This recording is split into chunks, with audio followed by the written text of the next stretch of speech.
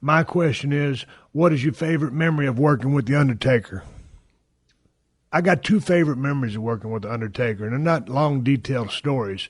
We was over in Kuwait one time, and it was a total cluster muck.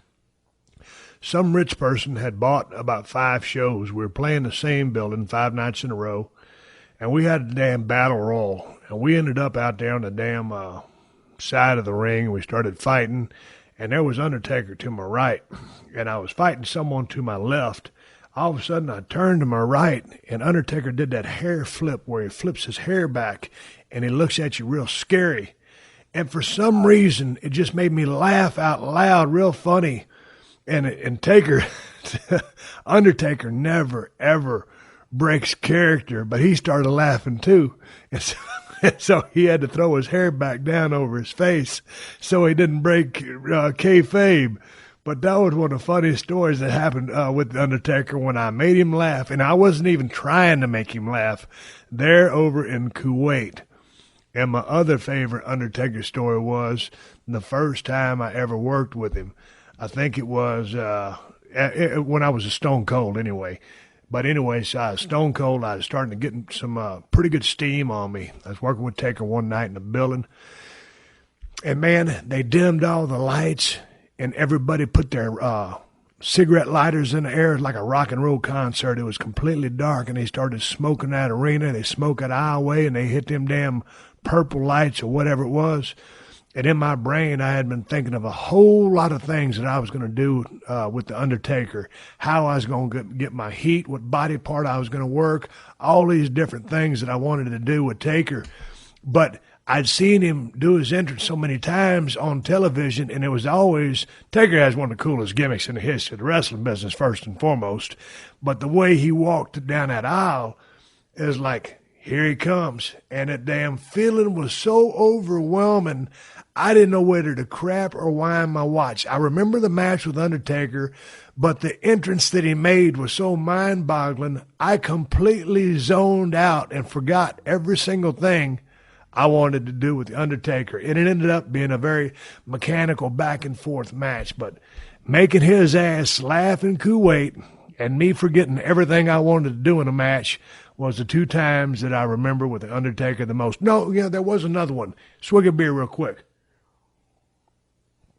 We was working in Madison Square Garden, New York City.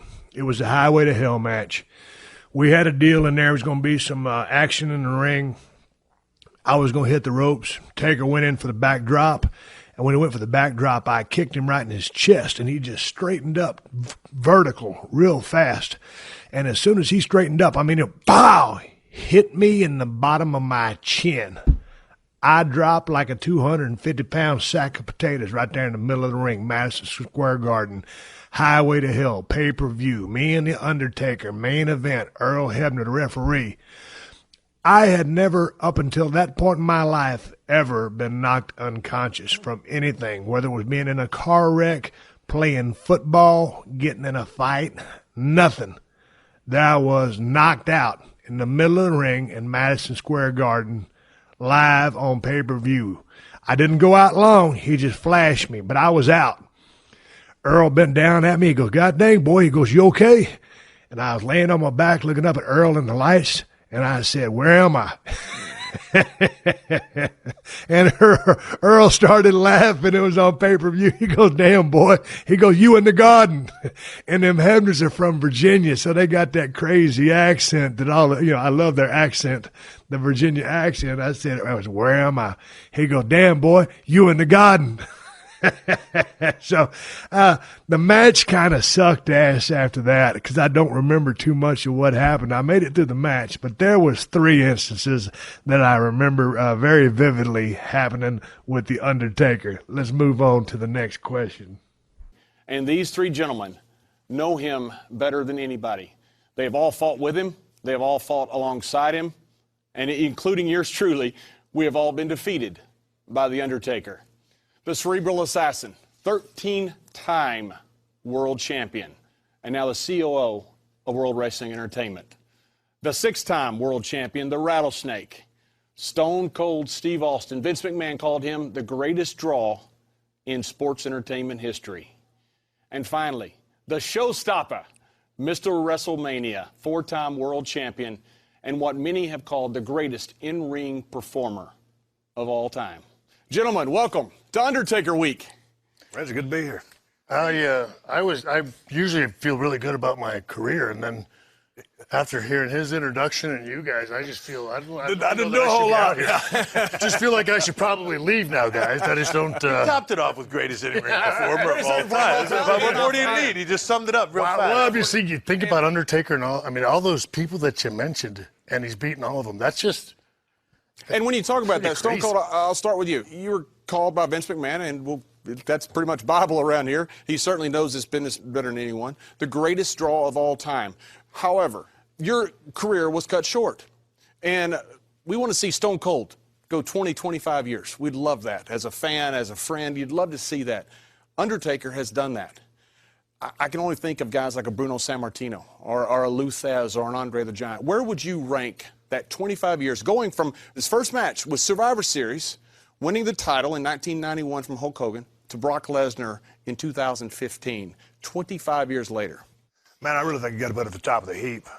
Just the way, because I remember on the Undertaker way back in the days when we first started, in a couple of my first matches, I think Undertaker had about a year head start on me in the business, and to see what he'd end up turning into, and then when he was presented the Undertaker, to last this long, to go through the periods of reinventing himself, to always stay fresh, to push to the forefront, to have quality matches, to take care of that character, it just speaks volumes to work ethic, the task at hand, maintain his credibility. It was just unbelievable what the guy had done. And before I left, Taker and I were kind of beat up back in the day. Well, obviously he had a lot more in the tank.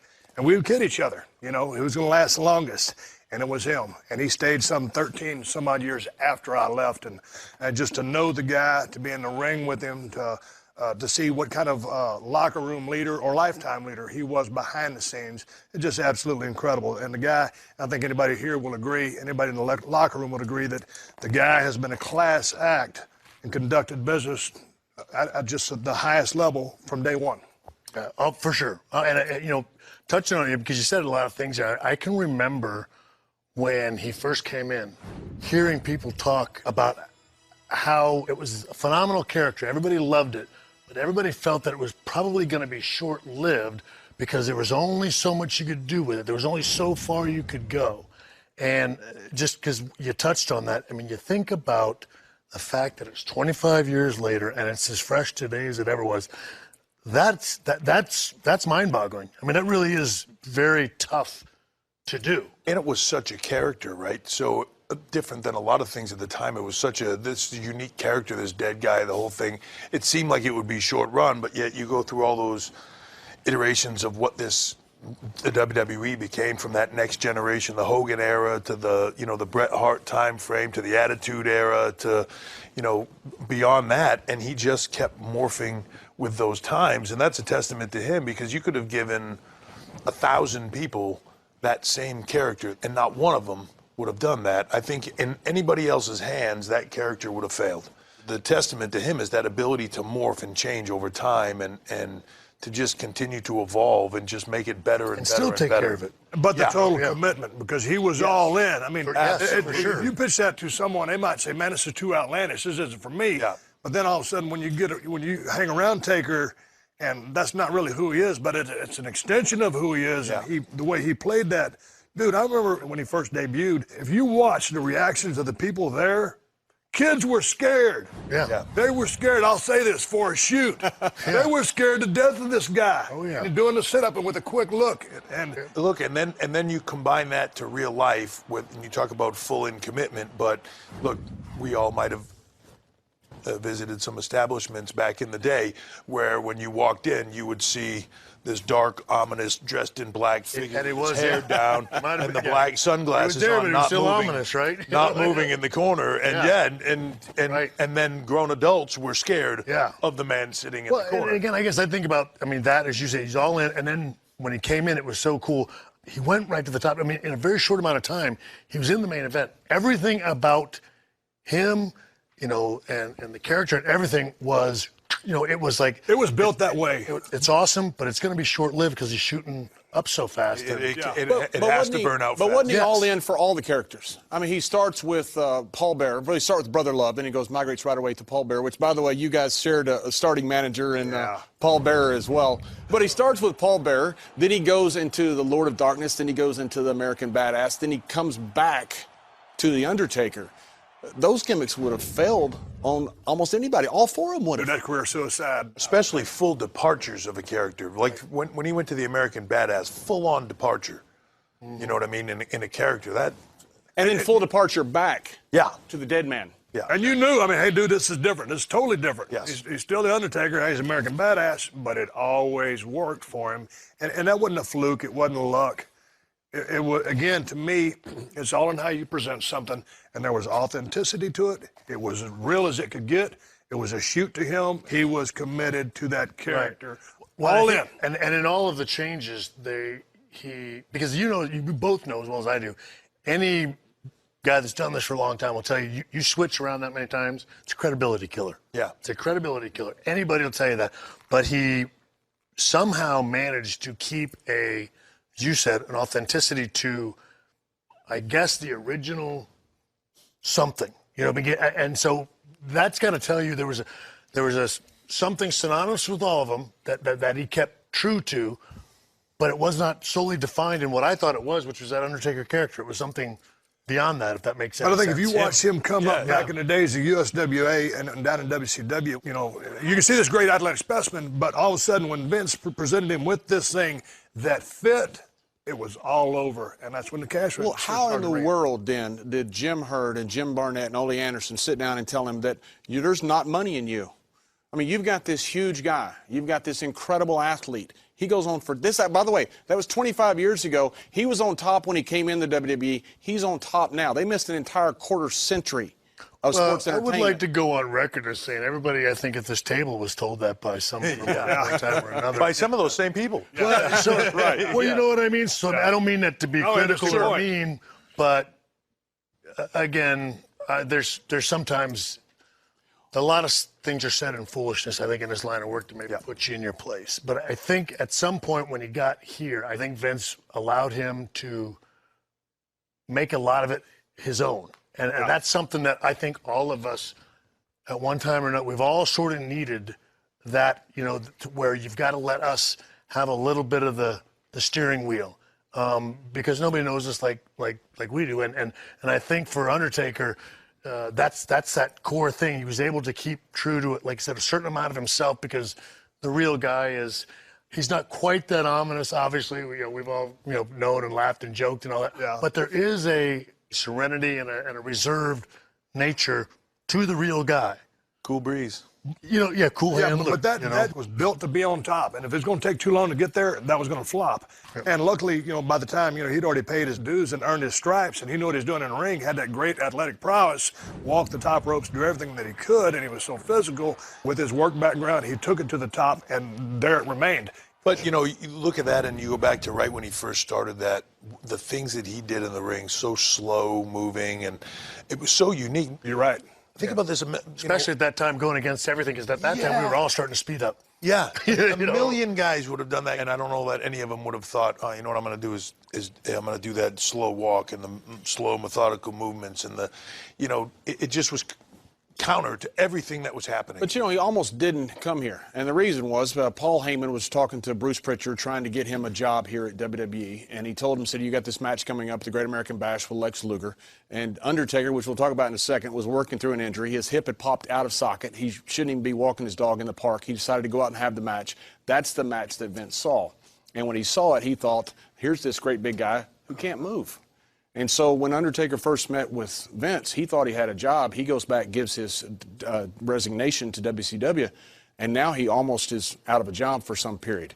But I don't think it would have ever worked at WCW, because here they gave him the opportunity to become The Undertaker. I don't think there he would have had that opportunity. I don't think so either. I think somebody had to conceptually think of that role and how to put that role out there and have it succeed. Like you said, it needed to be shot right to the top, and it needed to be done that way. Otherwise, it wasn't going to work. There's not a lot of guys in the business that could have done that. And Vince gets a lot of credit and a lot of bad rap for things, but I think that's where a lot of times, hit or miss, but a lot of times in this instance, he was a genius in the way he handled that character. He had this concept for this character and saw a guy that could fill that role in his mind and put it together, but it had to be handled right on both sides. And about 95, when guys were starting to jump, you had Diesel and Razor all jumping sides. Undertaker never jumped. How devastating would it have been if he had gone to WCW in that time before the Attitude Era started? Well, I mean, purely speculation, but I mean, Jesus, I mean, we'd have been in a real bad spot because I personally thought when Brett, packed up his bags and went down there, I just thought, from going from the screw job, I was a big fan of Bret Hart, as a big fan of everybody here, but man, all of a sudden he was our world champion. I was thinking, man, if that guy's going, we're in trouble. I really thought we were. So the fact that everybody left had Taker gone with him, I mean, the thing about it is, the good thing is he stayed. Because he continued to have the run and go up even higher. But had he left, we never would have known what would have happened to WWE, much less what would have happened to his career. Because it would not have been the same for him to go back. Yeah, I mean, I think that's one of the things, and I don't know a lot about that place, but it was my understanding that certainly WCW had, said things to him that much like they said to you and to you. So, there was no really desire to ever go back there again. It was more about staying here and proving them wrong, much like it was with these two. And even somebody like me who was going through a bunch of stuff but wanted to, just let me go with my buddies. Even I can remember Vince saying that you won't be happy down there creatively. They won't allow you to do what I know you need to do. Which, I'll give anyone has to give Vince that, is that it's one thing he does. He, those of us, again, there's the three of them here, including yourself, he knew how to manage us, so to speak. He knew what to allow, let us do, and gave us enough rope to be able to create what we wanted to create. I think Taker was the same way. That's for sure. It would have been tough because we had just a few mainstays left. I mean, it was scary to me, at least, when Diesel and Razor left, and then all of a sudden you have Bret Hart go, and you're sitting around looking around going, oh my goodness, we can't lose the dead man. Because we lose the dead man, perhaps we lose the ship. That was at least the concern from where I stood. Well, take me back then, because you've done the research. Was he thinking about leaving? No. Was anybody asking him to leave? From what I understand, Kevin Nash, and maybe you guys can speak this better than I can, but Kevin Nash reached out tentatively to see if there was interest, and Taker said that there was not.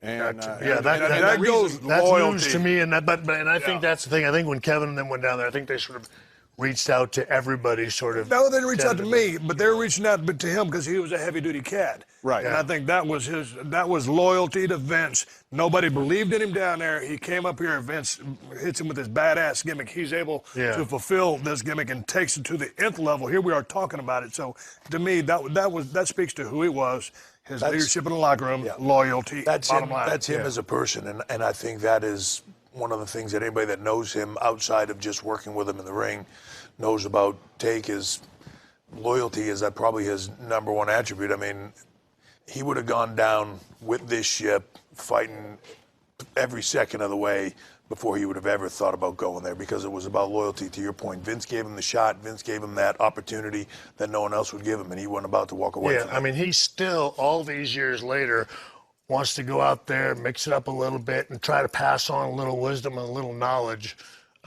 because he wants this place to continue to go. And that's just who he is, and that is never going to change. Well, part of the watermark when you come into WWE, my first live Raw was against Undertaker. It was right after WrestleMania 12 when he had fought Diesel. They always said a loss to Undertaker is better than 20 wins. And if you can hang with Undertaker for a segment or two, then you had your career made. And very few guys back then would have done that. And he did that consistently over his career. And you have guys like Randy Orton, who gave him incredible credit for giving him boost his career. Batista, who really took a giant leap forward after that WrestleMania match with Undertaker. But he's done that his entire career, which is remarkably unselfish. Well, talk to me about your first endeavor with him. out there in the ring? Well, I tell you, I'd been in Europe working for Autovance for a couple of years, Peter William, and I come over here and my first match I was with Zebekiah, and all of a sudden the light goes out, and I just watched him in that fantastic WrestleMania match, and I just seen you rappel from the ceiling in the match against Bret Hart. Yep. And I'm sitting there thinking, I am so far over my freaking head. I don't belong here. And all I can think of is, do I still have Japanese contacts where I can get a job? That's all I'm thinking. And Zeb looks at me, and he can see me having all these doubts, and he goes, just be aggressive, because Zeb knows I'm about to lose his job too. I was scared to death. At that point, I thought, I don't belong here. I'm with the New York Yankees. I was playing Little League before I got here. Yeah. I was scared to death. No doubt about it. How'd it go? The match went phenomenal. You know, he got me through it. He did everything he possibly could. He made me look like $1 million, and because of that, I ended up getting a little bit of a push, stayed for a while. You know, it's that watermark. If you made it with Undertaker for a segment or two, and he gave you the nod, is that old respect thing, then you were able to hang around a while. Y'all guys both had match of the year candidates with him. I'll never forget the first time I worked with him. I think it was some house show somewhere. I don't remember, but this one they'd smoke up the arena, drop of lights down, the lighters would come up. So I'm over, I went to the ring first. I might have just started being stone cold, I don't remember. I just remember standing on the far corner, everything went down, the lighters went up, and they started hitting that bong. Here comes Undertaker. And I was just thinking, man, okay, I'm going to do this, I'm going to do that, I'm going to work this, you know, I'm going to really take it to town, this guy. And all of a sudden, man, he starts walking to the ring. My mind went absolutely blank. You get caught up. Forgot every single thing I want to do. And they rang the bell. I'm like, oh man, what do I do now? The worst part was, I got him in the corner and I'm laying the leather to him, and he yells at me. I was going to say, "Oh, you rent?" I was just going to say, I was just going to ask you if he gave you the line. Oh my God! 'Cause I know the "I if you were, I owe you trans?" money. Yeah, I owe you money. And I thought, oh, I'm fired. I'm done. Oh, that is one of my most favorite things ever here. I don't even know who we were in the ring with. And he said that to somebody, and I just laughed. And he was like, "Get Sean back in here." I don't know if it was Kevin or whatever, but he's in like, "Do I owe you money? For the love of God, get Sean back in here." And it is just one of my most favorite lines ever. You know, when he's WrestleMania 25, when I came out of the ring, I was going to have to retire because of injuries. And I got, fortunately, to pick my opponent, Rey Mysterio, out of tribute to Eddie Guerrero. Sean, did you get to pick your opponent for your last match? And if you did, why was it The Undertaker? I didn't get to pick. It was things just sort of falling into place. I was already thinking about it. And then at the same time, you know, Michael Hayes says to me, "What do you think about going back to back with Taker? And would you be interested in putting your career on the line?" And it was just one of those things that felt right. And you have that match in Houston, and something is just... It's just something you share with each other that you know is just, you know, no amount of time, space, or anything else is ever going to change that. And so when you've been in the ring with somebody and it goes a certain way, you always get closer to that guy. And especially somebody you do a long storyline with, you always sort of, you develop, there's something personal that goes on there, you know, John, that you have forever. And we had such a strange dynamic relationship. When the opportunity was there to, end my career with him, it all felt so right. Michael Hayes told me this morning that he was the one that came in there, and Undertaker was sitting there lacing up his boots, and Undertaker said, what match are we? And he said, 5th. He said, that just raised this to a new level. Oh, yeah.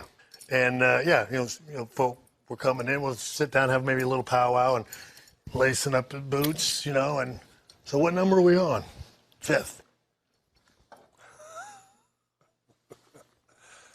5th? Out of how many? And I don't know, it's like 7 or 8, or I have no idea. And he looks over at me. Let's just raise this to a new level. And I just thought, well, all right, then we're going to go out there and we're going to tear this on me. Oh. Nothing more enjoyable than when he's fired up, because you know what I mean. It's just like, oh my goodness, this is right up our alley. This is awesome. The problem came though, Hunter, with you and Randy Orton had this incredible feud, and all of a sudden, last minute, you had the rug pulled out from under you, no DQ, you get counted out, you lose, and you had to follow this. Yeah, look. First of all, when I knew what they were going to do anyways, we were doomed anyways unless they went on last, and. I remember just sitting in the locker room. I was getting some tape out of the trainer's room, and I just walked in there, and the match had just started. I sat there and watched it for like maybe 15 minutes. Randy walked in. I was like, dude, we are You're right there. Instant classic. Great match, bad timing. Yeah, and then I like walked down the hall. These two got done, you know, and now I'm going to find them because it's like the greatest match I've ever seen in my life, and I'm going to find them to tell them. But in my mind, like I am so just utterly torn. Like I'm doomed. And yet so happy for these guys. Like it was just, you know. When somebody rocks a house, they rock a house. Yeah. So, you know. But your impending doom is like knowing that as soon as I get done telling these guys how great they were, I have to go back to my reality, which is doom. Yeah. Steve, you're a wrestling historian. The great matches. You had an incredible one at, I guess, WrestleMania 13 with Brett and Steamboat Savage, Steamboat Flair. Was this the greatest of all time? Oh, man. And it's certainly off the charts. Greatest of all time. That's so subjective. I mean, this business is. And I agree 100% with what you're saying. I mean, it is subjective, and it's like, man, it's one of the greatest of all time, certainly. But what is the greatest match of all time? You can't set 10 top guys down, much less 20, and say, all right, y'all all come up with the top match in history. No one's going to agree. You ask them for the top 20, I guarantee you they put a bunch of the same ones in there. Right. But There you go. As far as ironing it down to the single or the top 5, you never. I think all of us, and you're included, John, I think we all get in this, whatever, to be the greatest. And then we get to an age where we're all at now, and we go, you know what? There was a time, and even if that time's still going on, where we were talked about in the conversation.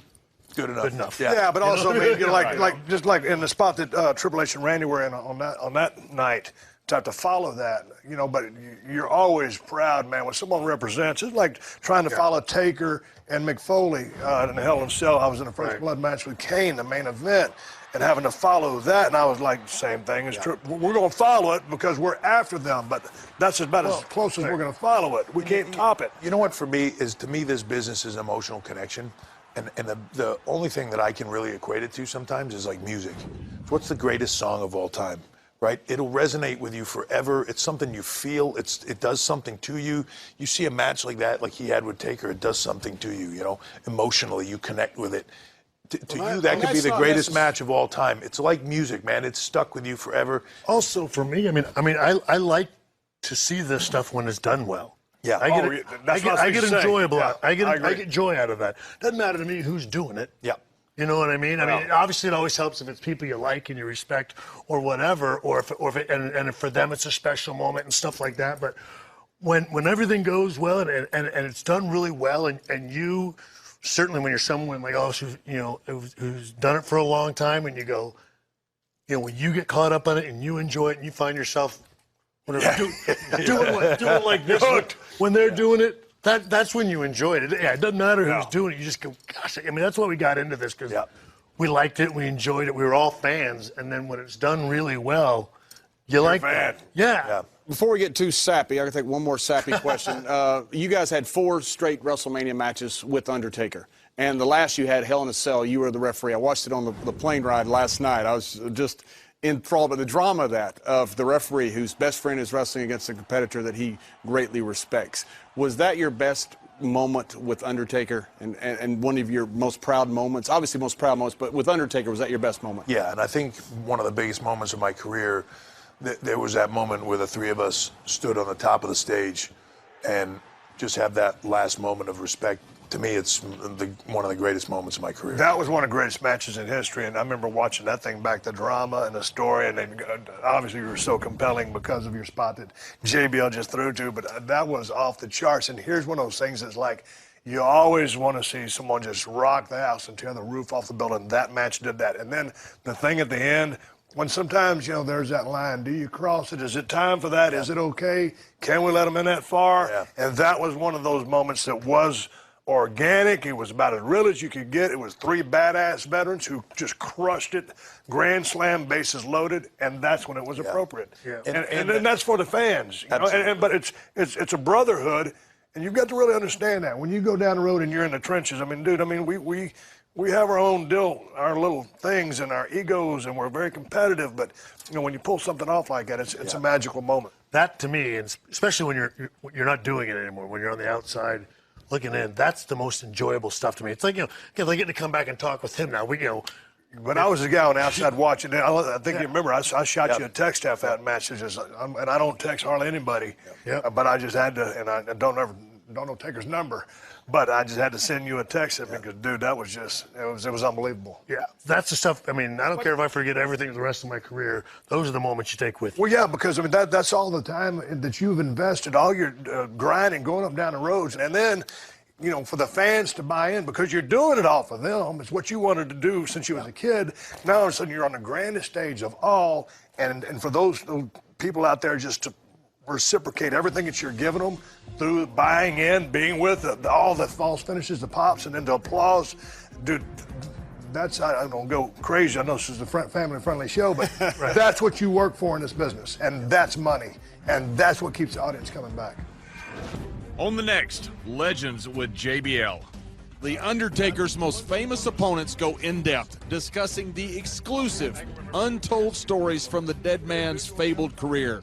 And there's all kind of urban legends about Wrestler's Court, but Taker was always the judge, and then Taker would come with some type of punishment. When we start talking about the streak being over. I was in a production truck. I had a beer in each hand. I was double fisting, waiting to see what was going to happen. Believe that. You were standing right behind me. What is that? Should Taker have that last ride, that last match? He's earned that choice, he's earned that spot, and he's earned the right to be able to say, look, I want to go out in this way. 23 world championships between these three men, one commonality. That is The Undertaker.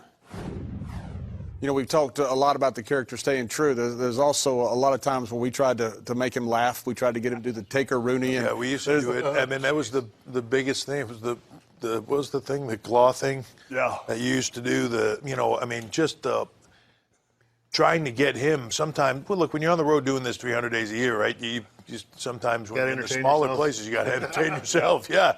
And, trying to get him in some way to smirk or come out of character in a match was like the greatest test, to see if you could do, and you could never crack him, hardly ever. One time he had been out with BSK. There was a couple clicks back in the day. There was the Click, and then there was the Canadians, and then there was the BSK, which I never figured out what BSK was. Backstreet Click.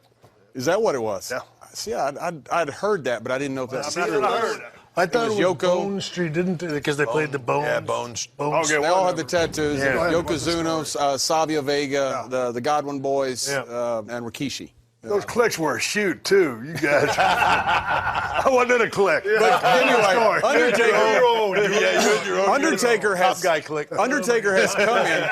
He's had a good night somewhere. ever click. He had a lot of travel, and he came in. And he never sold anything Ever. And so he's so tired he doesn't want to sell at TV. So he crawls into one of his own caskets, and he goes to sleep. It's unbelievable. So he sleeps for he doesn't know how long. 30 minutes, an hour, whatever it is, and he wakes up and people had gathered around the casket. So when he wakes up, he realizes that there's people there. He sits up, gets out of the casket, and walks off, and never says a word. Oh my goodness. Look, you talk about him, though, that's a fair point to bring up, is like you talk about him not selling, and that's mentally, that's not, with stress on the road, something would go wrong. He was always that kind of that rock and that foundation. But I remember coming in here in I guess it was 95 or whatever, and sitting in the locker room, and he had broken his ribs, and like he really bad. He was all bent over, walking and stuff. And I remember sitting watching a bunch of guys strap a flak jacket to him, a bulletproof vest, and it wouldn't fit him, and just wrapping it around him, and we just all duct taped it onto him and stuff. And then he stood up and got into the Undertaker and went to the ring, and like that every night. It was. When you talk about not selling or being the pro or going the extra mile, man. Well, the reason he wore the mask in the 94, 95, because he had his eye socket broke, which most people would just taken off. He wore that mask for a while. Then in 2010, he had the other eye socket broke. 2010 also, he walked through the fire at the Elimination Chamber and got himself second-degree burns and never sold a bit of it. Y'all's match, SummerSlam, Highway to Hell. He told me this, you got knocked out, right? Man, I've never been knocked out in my entire life, and I'm not sort of trying to say I'm a MMA fighter. I've just never been knocked out. And I've never been in a whole bunch of fights, but I've been through some car wrecks and just never been knocked out. So anyway, the deal is, Undertaker, I'm hitting the ropes. He bends over to give me a backdrop. So when he does, I kick him. I kick the hell out of him. And when he does, he's got a pretty big ass head. And he brought his head up, hit me right there on the button underneath my chin, and flashed me. I went down, and all of a sudden I was just looking up at the lights, and this is Madison Square Garden. And Earl Hebner, one of my favorite referees, he goes, "Boy, you all right?" He got that smile on his face. I said, "Where am I?" He goes, "You in the garden, boy." I said, "Really?" He goes, "Yeah." So anyway, next thing I know, I'm laying on top of the announce table, and Taker's going to come off the top turnbuckle, and I'm thinking, well, I guess he's really going to jump. And so I really laid there, and I remember the match. I wasn't happy with my performance in that match because after that point, I was kind of just working through the beats. But yeah, got my ass knocked out. But he was, and I wasn't proud of that match because I wasn't able to perform to my standard to reach his level of expectations nor mine. Well, Taker told me that he had that leg drop off the top rope to the table in case something went wrong, just in case. And when he realized that you were out of it, that's when he pulled it out. He broke his coccyx bone on that table jump. Well, I'm glad he got something out of it. Which never. Hey, let me tell you something. Never told anybody. Okay, well, see, I never knew that. But here's the thing, dude. When all of a sudden, you're that guy who's the target or whatever, you're staying. And because that's just what you do. But it is very intimidating. And you talk about Taker being an intimidating guy to begin with or imposing. When you put him on the top turnbuckle and he's already 7 foot tall and you're on that announce table, which is about 4 feet off the ground, mister, that is an incredible sight. And then to take that one step and just push off and to come down, that takes some damn guts on his part. Yeah. Because, mister, you don't practice that landing one time before you move on. Y'all remember back in the day when we went to Kuwait? Mm-hmm. Yeah. We had these bought shows. We kept going over to the same arena in Kuwait. And, 6 days. Yeah, 6 days. It was like, man, they had the full sirens, blowing in front of us and back of us, 2 big-ass tour buses.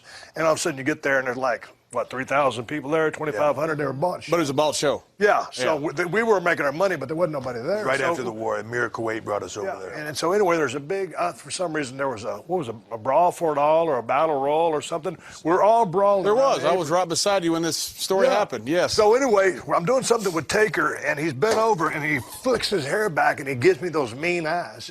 And for some reason, I think I was a little hungover or something, but I just laughed in his face. And because it caught him off guard so bad, he started laughing too.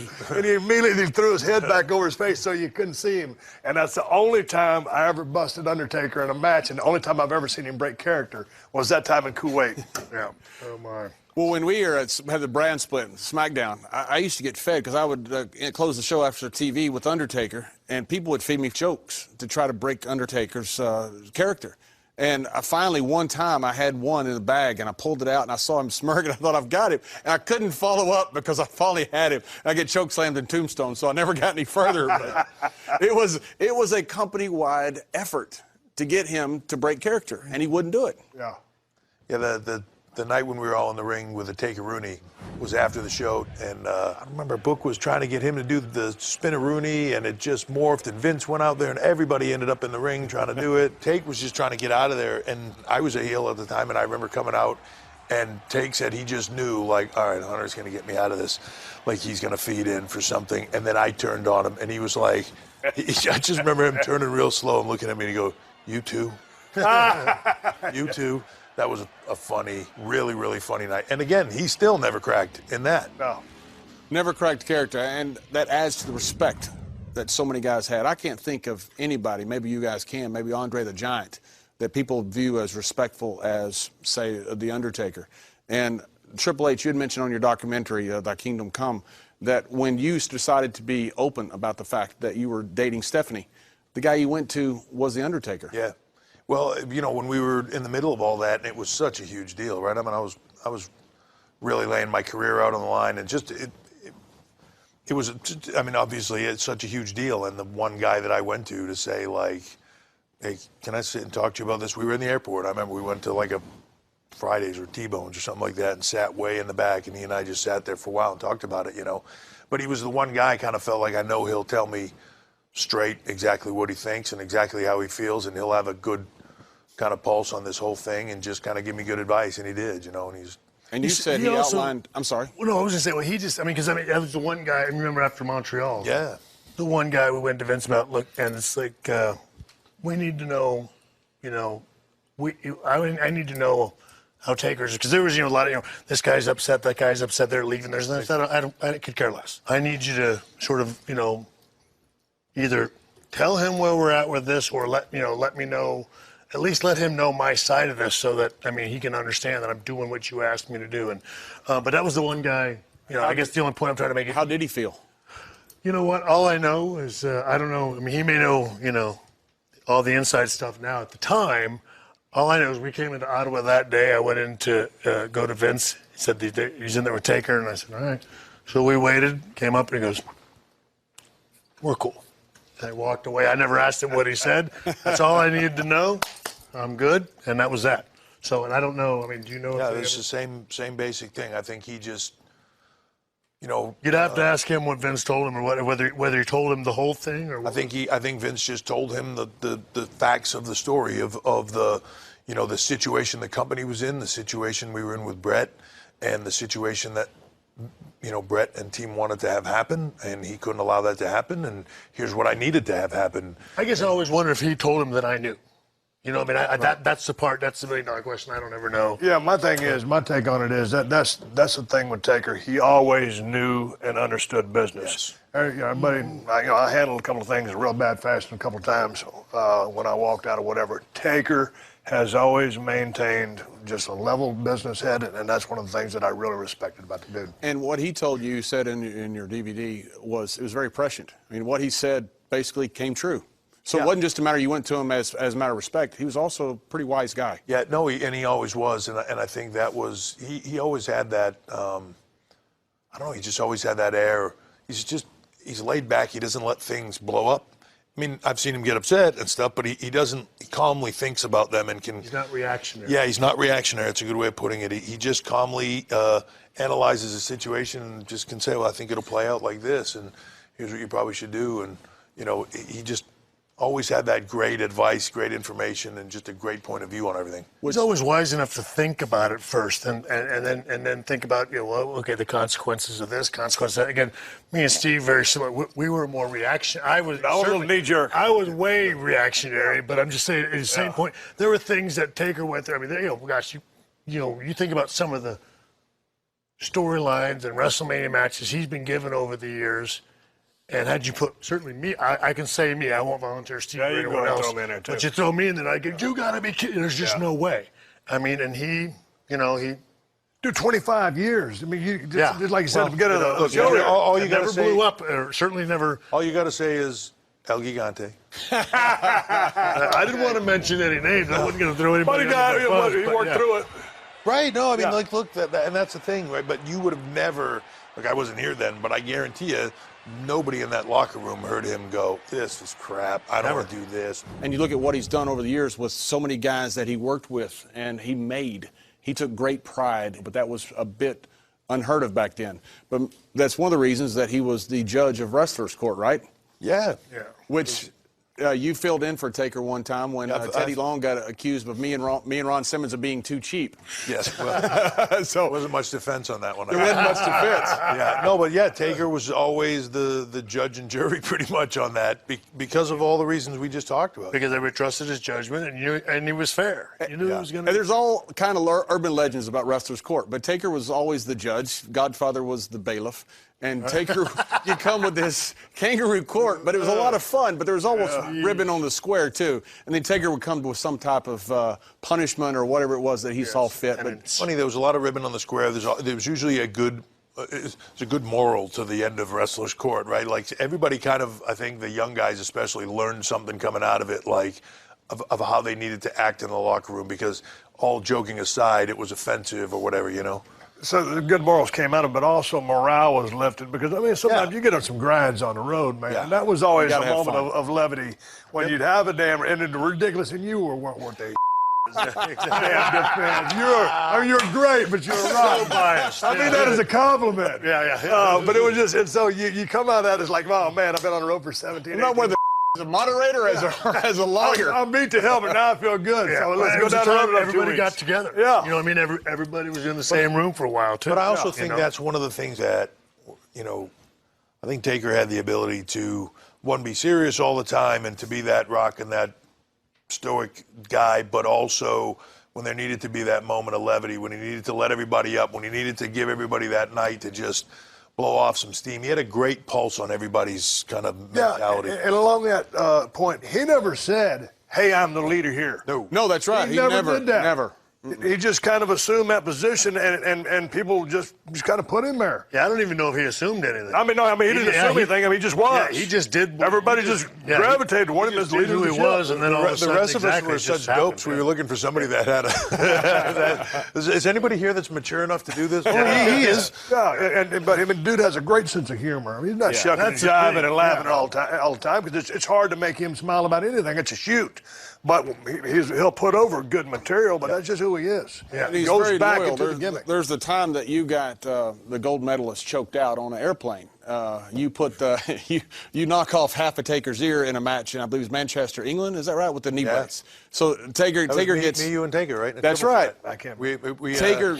your knee brace caught him in the ear. Oh. And we had to go. So we had to get on a plane. We'd done it was like There was a curfew. insurrection we had to get on the plane and be out of there at a certain point in time, or we could not leave England. So Taker's ear was like hanging on by like a piece. And It was from your knee brace. yeah, your knee brace just caught him. He was tied up in the ropes or something, and your knee brace caught him.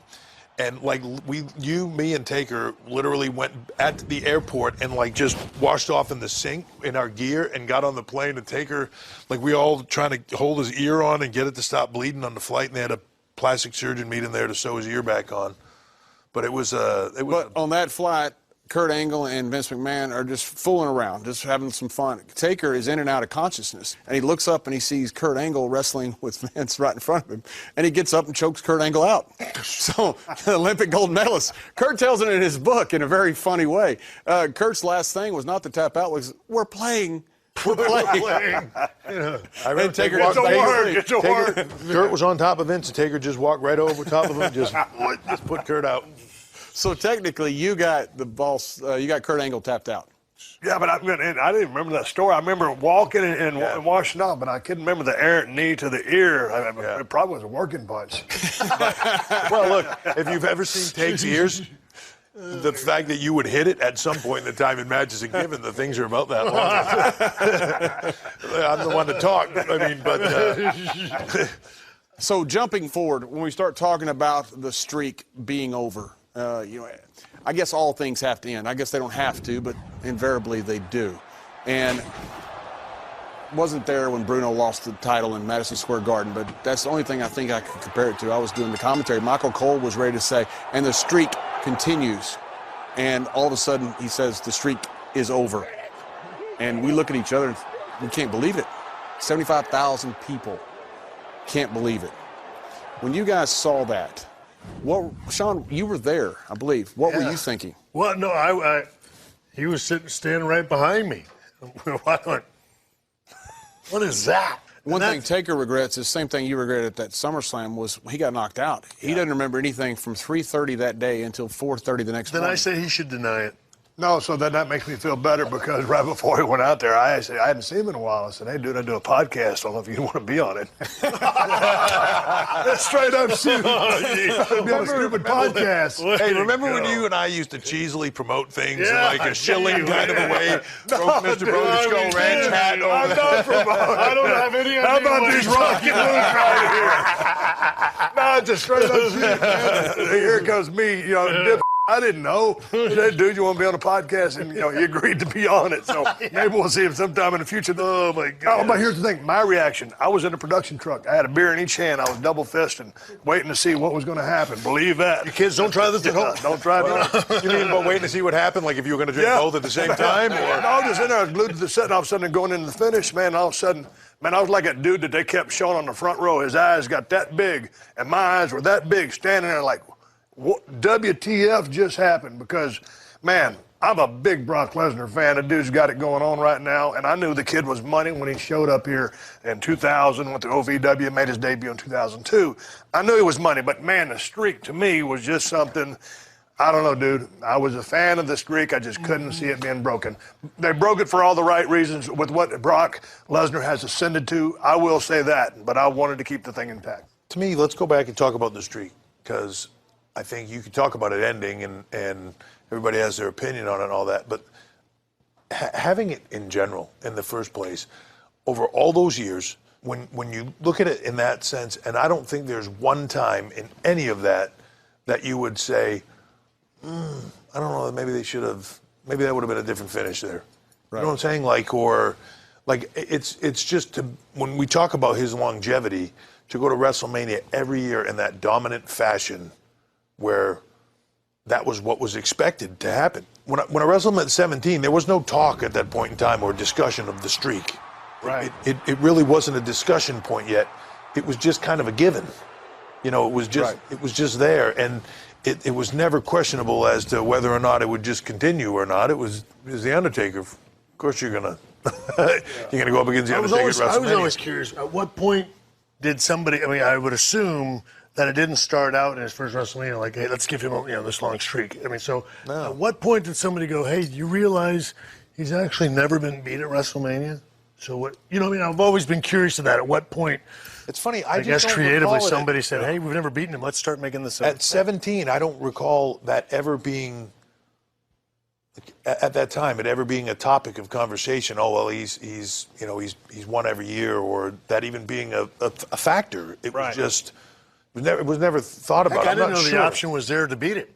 Yeah, else I'd have really went to town on that. I didn't know that was an actual, real viable option. I don't know that it became like a huge deal until maybe a couple of years after that. Well, but it also, man, when you're in the trenches, and I was watching from afar because I was already done, but I mean, really guys like us don't pay attention to stuff like that. Yeah. Someone from the inside, and they all of a sudden they bring it to light because we're just like doing it. Yeah. So sometimes I always said, like, you're so far in the forest you can't see the trees. And so that's where I think I was, and maybe you guys were. Yeah. You don't even think about it. Now, when we were going into Hell in the Cell, I remember Taker coming to me and he goes, but somebody just brought up a point to me that out of like 19 Hell in the Cells or something, he and I had been in like 17 of them, or something ridiculous stat like that. But he had no knowledge of it. I had no knowledge. I was like, you kidding me? Wow. And we started talking about it like, yeah, that is a lot, isn't it?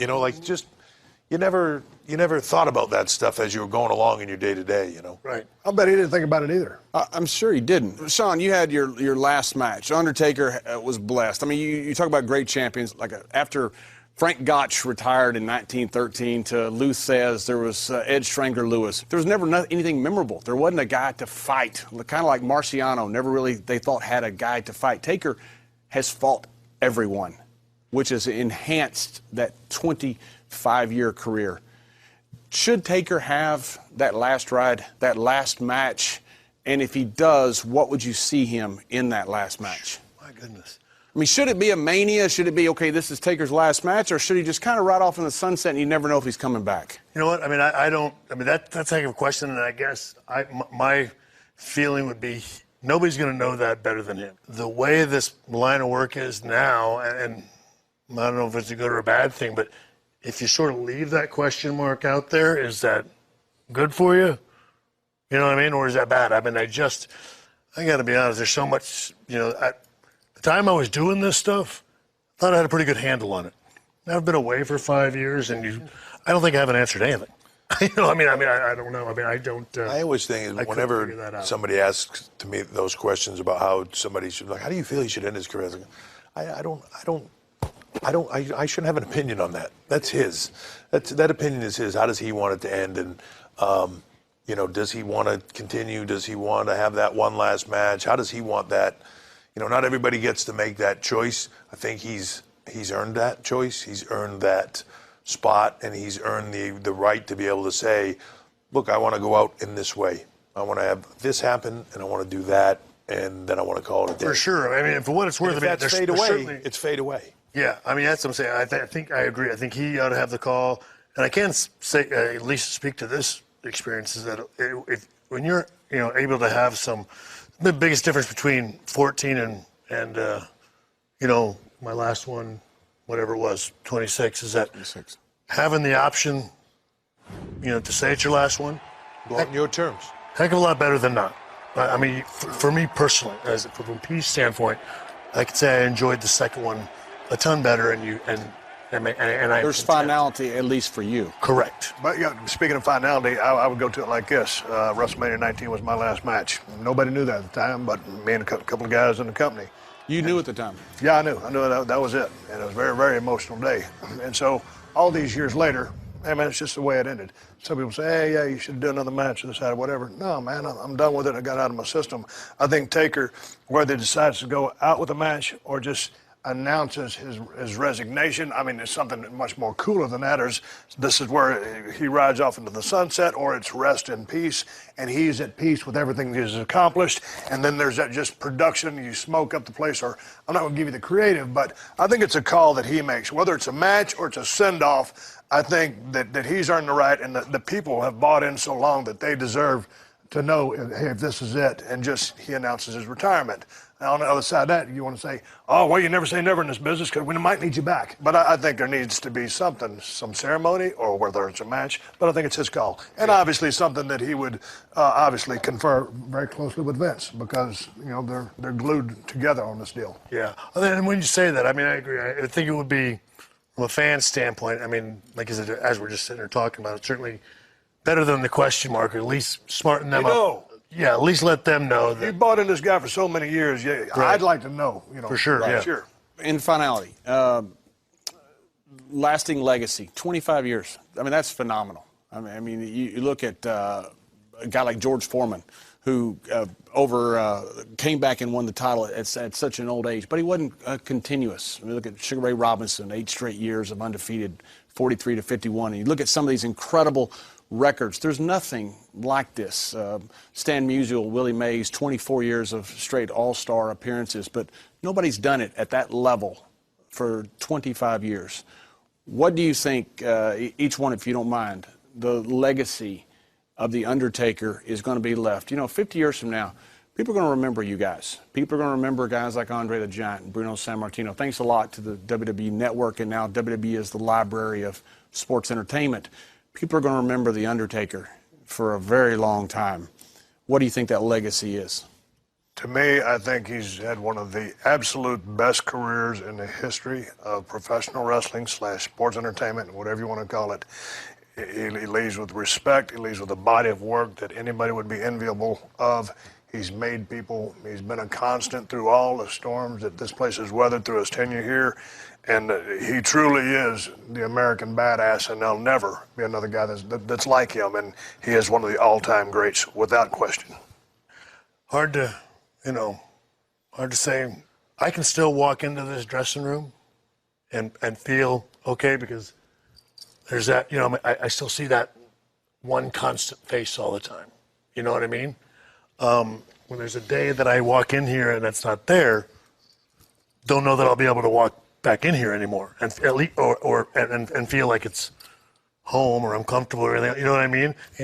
He's the last of the Mohicans, man. He's outlasted all of us. So I mean, it's for me, it's that, you said steadfastness. I mean, it's just something that's always been there. So for me, like you talk a lot about athletics and career longevity and all those things, but then you mentioned sports entertainment. To me, it's bigger than just sport. To me, it all boils down to one thing, from fans across to the talent to everybody that's ever been in the ring with him or watched him perform.